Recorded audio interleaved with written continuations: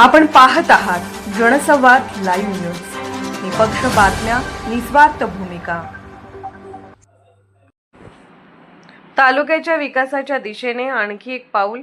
आज मुंबई विधान भवन येथे माननीय महसूल मंत्री चंद्रशेखर बावनकुळे यांच्या दालनात तासगाव आणि कवठेमहांकाळ या दोन्ही तालुक्यांसाठी स्वतंत्र एक उपविभागीय अधिकारी प्रांत कार्यालय स्थापन करण्याबाबत सविस्तर बैठक पार पडली.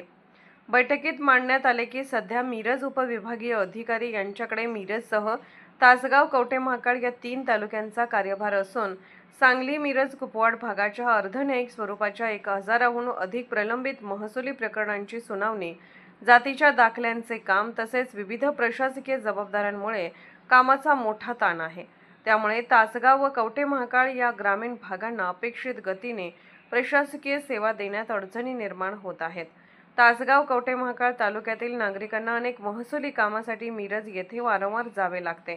भौगोलिकदृष्ट्या विचार करता Chudekhindi Miraj 62 kilometre, Jarandi Miraj 60 kilometre, Kacharewadi Miraj 58 kilometre आणि पोकळे मिरज 55 किलोमीटर असा मोठा प्रवास करावा लागत असल्याने नागरिक वेळ आणि आर्थिक खर्च वाढतो. जनसंवाद लाईव्ह न्यूज चॅनलला लाईक करा, शेअर करा आणि सबस्क्राईब करा.